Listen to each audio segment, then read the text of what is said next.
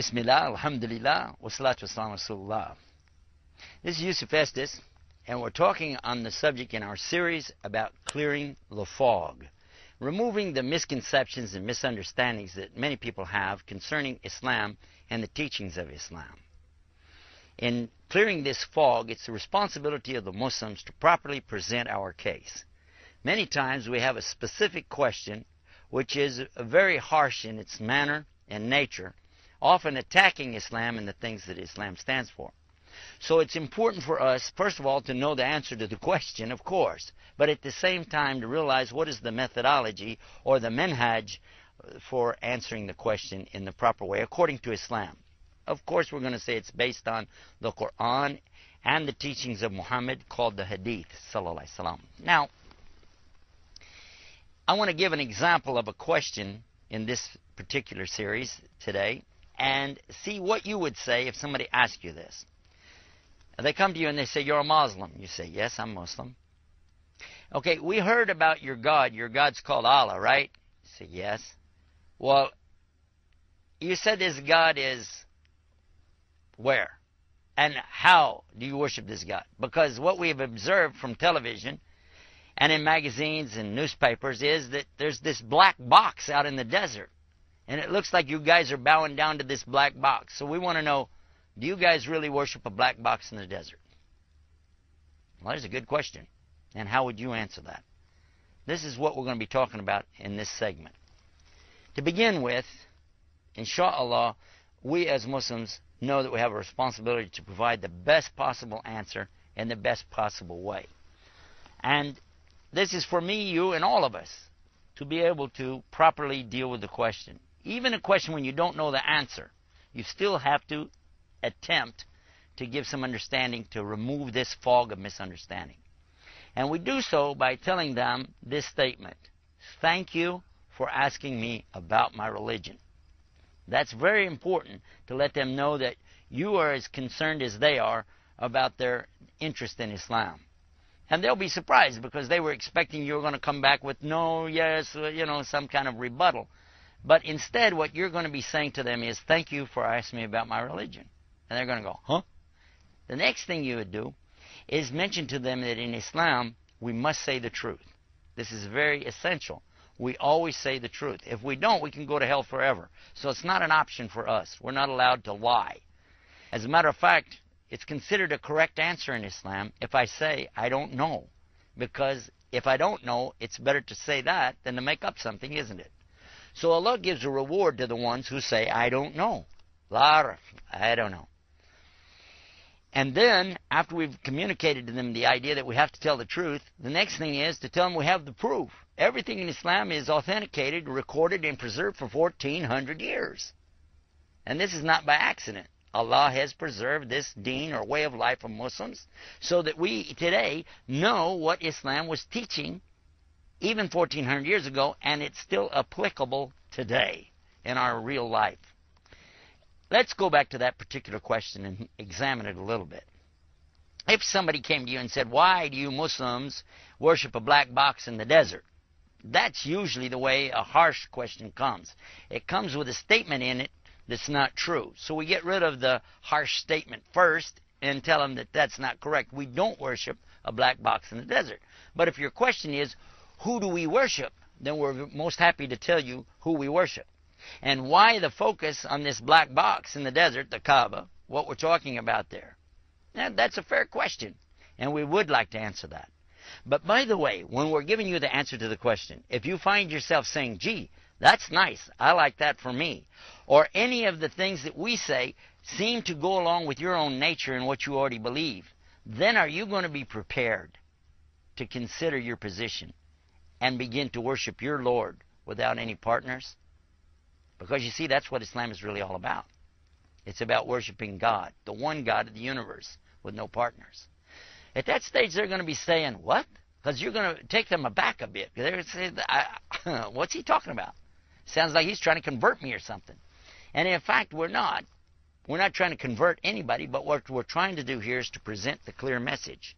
When we do that, then the people begin to understand what Islam really is about. Oftentimes, Muslims themselves have a difficulty because they don't know, and they don't know who to ask or where to turn for the answers. And of course, this is a part of the reason for this series called Lifting the Fog. Somebody asks you about our worship in general, it's always to explain the Rabbil Alameen. What do I mean? When we talk about Allah, we have something very beautiful in Islam. We have the word for God. You don't have it in English. I'm going to tell you that up front. There is no word in English for the real God. The word in English for God is the same as it is for a false God. Anything worshipped in English is a God. In Arabic, the word for God is ilah, not Allah. Anything worshipped is a God. A rock, a stick, a stone, a bone, anything that people can see, hear, smell, touch, feel can be worshipped, and that's a God or an ilah. In English, you spell it G-O-D. But in English, when you want to talk about the one almighty God of Abraham and Adam and Moses and Jesus and Muhammad, we're talking then about Allah. But you don't have that in English. You say, yes, we do. We just put a big G. Well, if you're starting the sentence out, you have to put a big G anyway, so you wouldn't know if you're talking about God, the God, or God, a God. In Arabic, it's real simple because the word Allah doesn't need to be capitalized. In fact, there are no capital letters in the Hebrew, Aramaic, or Arabic language. It's very clear when you say Allah who you're talking about. The question now has presented an opportunity for us to discuss exactly who we worship and why, and then let them make the comparison in their own minds to what they've considered to be worship or a God in their own head, according to their own religious background. What we say here is the description of the word ilah. Ilah is something worshipped, anything worshipped. Awliha, that is the plural, gods. You put an S after the word God and you have gods. And that's awliha in Arabic. But when you say Allah, there is no word like this in the English language. The closest they can come is to try to capitalize the G. But whenever you start a sentence, you capitalize a word anyway, so you wouldn't know if you started the sentence and it says God, if you're talking about a false God, a real God, a pagan God, or whatever's worshipped. With Arabic, it's clear because when you say alif, lam, lam, ha, it's Allah.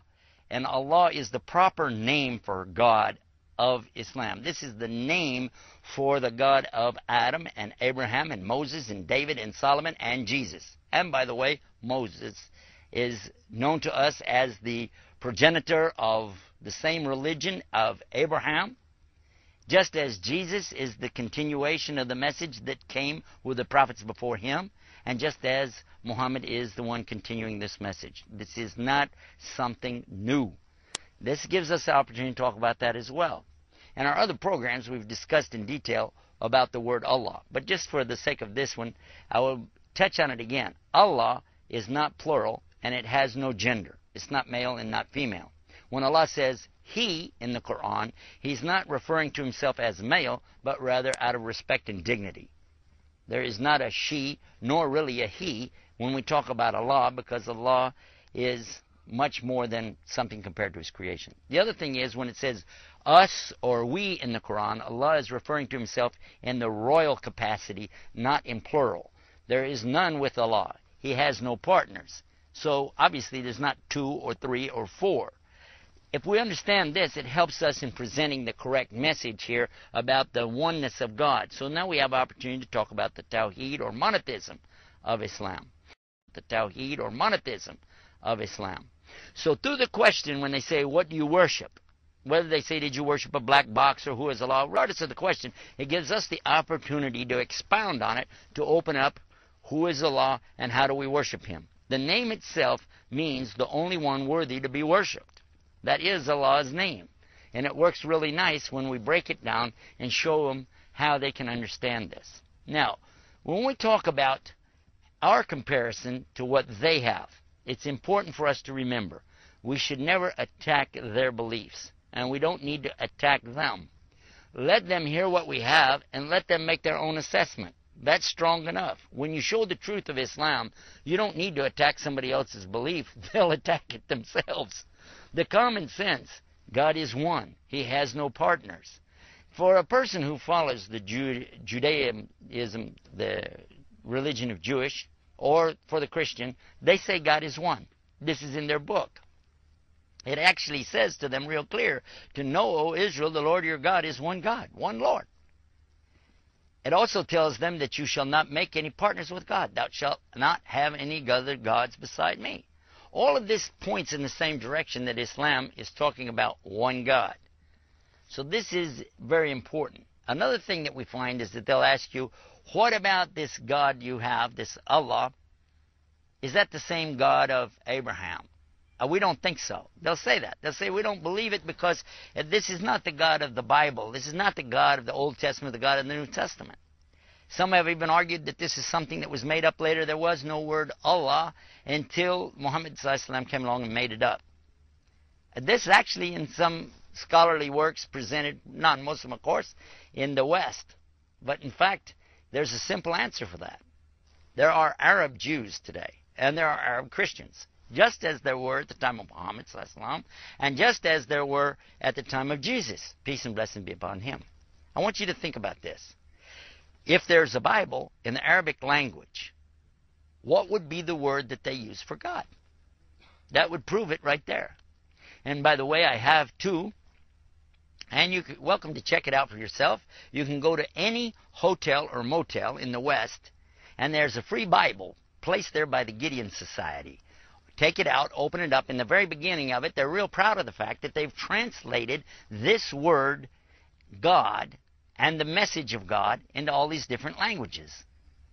The first language that they give example of is the Afrikaans language. The second one they give an example of is called the Arabic language. And you can see it for yourself because they're translating the verse from John 3:16 that says, for God so loved the world, etc. You read it right there in the Arabic and it says it, Allah. Alif Lam Lam Ha. The same is true of the Old Testament for the Jews. And I have looked at it myself, and on page 1 in the book of Genesis, I counted the word Allah 17 times. So if this is something new, it's made up, how come it's there in the Jewish book? How come it's already there in the Christian book? And in fact, this is the same name that was used by Jews and Christians at the time of Muhammad. And it was understood that when they said Allah, they meant the one and only God. This was clear to them as it should be to all of us. Now, this gives us a chance to introduce the subject of who is Allah. The next thing that we're going to be talking about is how do we worship Him. So we want you to stay tuned with us here on Clearing the Fog, Lifting the Fog, getting rid of the misconceptions of Islam and the message that comes with it. Stay tuned for more right here.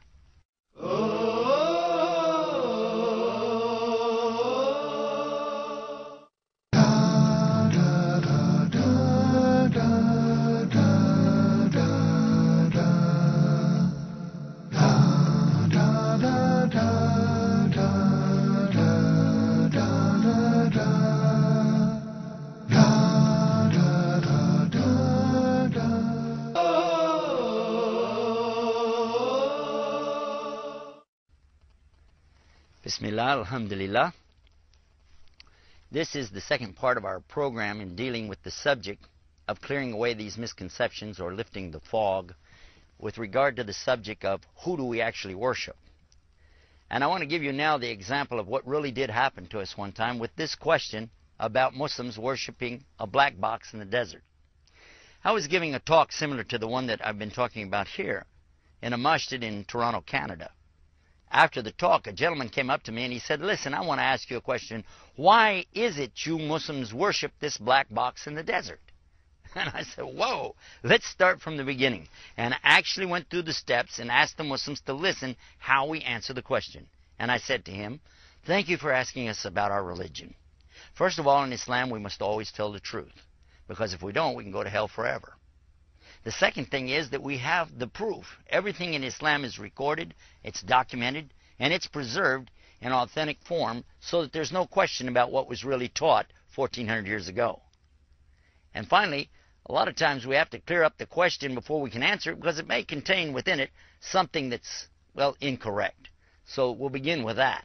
And by the way, while you're listening to the answer, if you hear something that you said, gee, I didn't know that, or if you find yourself saying, gee, I like that for me, this is something nice, and I can relate to that, then my question to you would be, Are you going to be prepared then to consider worshiping your Lord and your God alone without any partners? Because you see, that's all Islam is really about anyway.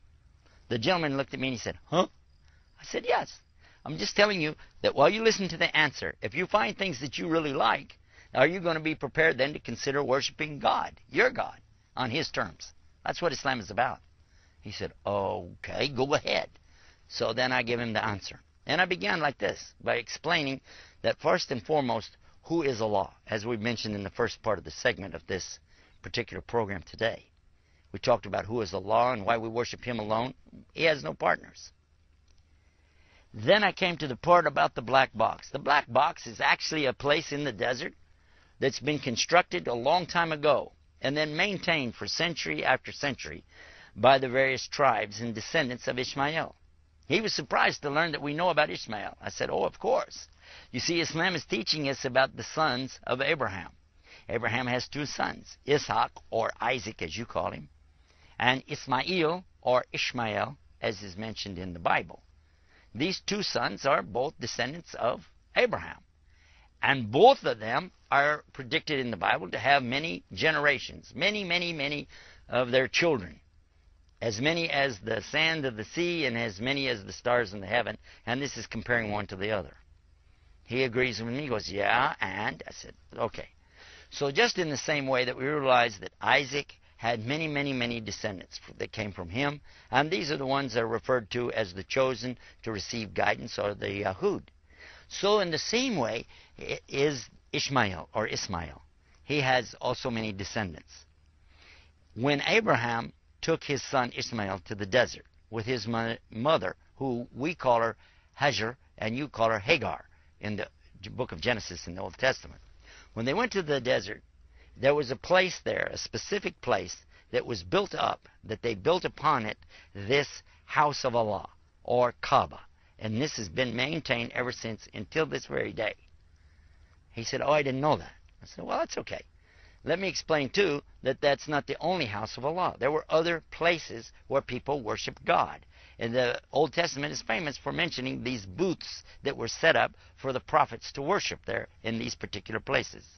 And one of the most famous that you may be familiar with is Jerusalem itself, when people used to all face toward Jerusalem, and Jews today still face toward Jerusalem for their worship. Now, there's another one in the New Testament. You may not be familiar with it by its correct name in Arabic, but you'll recognize it right away with the English version. Bethlehem. Beit Lehem. Which means what? It's meaning a slaughterhouse. The house of flesh or meat. And that was where Jesus, peace be upon him, was born, was into this city, which was well known for its slaughterhouses. So this gives us an idea now that sometimes we hear words that we think that are some kind of sacred thing, and it's just explaining a place. And the same is true for the place that we worship God in the desert. You call it the black box or the cube, and we're saying that we don't worship God there in it, but we direct our worship to God by facing that way. Different than the icons that we hear about in the Catholic Church. An icon is something that you worship to get to God. You go through this to get to Him, and we don't do that. That is not the purpose of the Kaaba. It's a place for us to direct our devotion, as in lining up, as in being in organized lines, but the heart is directly worshiping Allah without going through a box or through anybody. We don't worship through that, nor do we worship through the one standing in front of us called the Imam. Our prayers don't go through him either, but rather this is to give us all direction, and that's the main purpose behind it. Because Allah tells us in the Quran itself that it is not piousness or righteousness that you are turning your faces to the east or to the west, but righteousness is that what? That you have this right attitude and belief in God and a pure heart, and you're dedicating that heart to Him. This is the meaning behind it. And so once we understand that, then we realize that we're not worshiping anything on this earth, whether it is a man, or a rock, a stick, a stone, or anything. Keep in mind that this is the same place in the desert where Ishmael and his father Abraham went to worship. and they performed certain manasik, or rituals that were carried forward even by their descendants and finally to Muhammad. It's not something new, and it's well established. And by the way, there's also a story amongst the Israeliyat, which means the stories from Israel, previous generations, talking about that when Adam and Eve first were put out of the Jannah, or the paradise, that this is the place where Adam went to make his prostration. This is where Adam went to put his head down on the ground and ask for forgiveness for having eaten the fruit. And certainly, if that's a true story, that is an amazing place, a wonderful place for us to turn our direction and ask forgiveness from Allah, by putting our heads down on the ground and asking Allah to forgive us. It's not so much the place, it's the attitude. And our attitude is one of gratitude. As Muslims, we put our head down on the ground to the Almighty, the one above. And in this position, with the head on the ground, lowering ourselves in front of Him, then we have done the most amazing thing. The human being who considers himself so proud and arrogant lowers himself before the Lord of the worlds, puts his head on the ground and asks Him, "Oh God, forgive me. Forgive me and have mercy on me." So this really gives us a chance to understand the marker, the place where we all face. We don't worship that, but we worship the God that created that and everything else. And we line up all together, uniting our hearts and our worship, and we all face the same direction wherever we are in the world. And this is something amazing that you only find in Islam. Because once a year, every year, the Muslims gather at this place, the Kaaba, in Mecca, to worship the Rabbil Alameen, the Lord of the worlds. We go there and we perform these rituals, and this is to remember and commemorate what Abraham and his son Ismail did centuries and millenniums ago. It's not something new whatsoever. In fact, it's a return back to the original form of worship and the original place of worship of the one God of Abraham, the God of all of the prophets.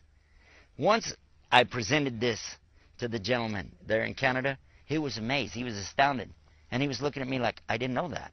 I didn't realize this. Then he turns and he says to me, you know what? This makes sense. This is exactly what I've always believed, that there's only one God, and He doesn't have partners. I don't believe in 3 gods or 2 gods. I don't believe in a son of a God. I believe just in the one God. And I said, well, this is what we believe. And he said, well, I believe in the God of Abraham. I said, this is what we believe. I said, now I have a question for you. Remember what I said in the beginning? If you heard yourself say, gee, I like this for me. Gee, this is what I already believed. Would you be prepared then to worship your God and my God, your Lord, my Lord, alone without partners? He goes, yeah. I said, okay. And that gave us an opportunity right then to ask him if he's prepared to enter into Islam, by explaining now the details of what is Islam. We talked a little bit about, of course, the belief or the Aqidah of Islam, and then we went to the 5 pillars of Islam. I explained to him that being a Muslim, you obey Allah, and one of the things Allah has asked us to do after entering into Islam, of course, is to make the Shahada, give the statement of La ilaha illallah. None is worthy to worship except Allah, and Muhammad Rasulullah, that Muhammad is His messenger, and as such, I'm going to use him as my example and follow his teachings. Understanding that, then I know that I have to begin to pray 5 times a day, called Salawatul Khams, and I explained that to him. We talked about the fasting in Islam, that we have to, every year, fast the month of Ramadan. And then we talked about the zakah, and we spoke about the hajj to the Bayt of Allah, which is how the whole question came to begin with, talking about making this pilgrimage. And he asked me about that, and I said the only ones who are allowed to make this pilgrimage are real Muslims. So the only way you could go there and really worship the Lord of the worlds is to be a Muslim. And he said, you know what, I really am ready to be a Muslim. And I understand it, I want to do it. So we gave him Shahada right there in front of the whole masjid there in Toronto, Canada. And he took his Shahada. He said, Ashadu an la ilaha illallah, wa ashadu anna Muhammadan abduhu rasul. I bear witness in open testimony. There's none to worship except the one Almighty God, and He has no partners. And I bear witness in open testimony to the prophethood of all the prophets, starting with Adam and going to Muhammad. Peace and blessings be upon them all. He said it, and what means that in Arabic? Ashadu la ilaha illallah, ashadu Muhammad Rasulullah. Today, I'm happy to announce to you and report that this gentleman has become a very fine Muslim. He married one of our Muslim sisters from Somalia, and together they're living a very good life as Muslims in Canada, helping other people to do what we're trying to do with our series right here, and that's to clear up these misconceptions and lift the fog that's been promoted out here about what is Islam and who are the Muslims. That's what our series is about. We'll hope you'll be back for more of this right here on Huda TV. This is something important for all Muslims to realize. It's our obligation, it's our responsibility to lift the fog and let people see the real Islam on real, easy, simple terms. This is your host, Yusuf Estes, and it's my pleasure and privilege to be with all of you on these subjects. We've got a lot more right here on Huda TV. Stay tuned for more right here. Until next time, Assalamu alaikum wa rahmatullahi wa barakatuh.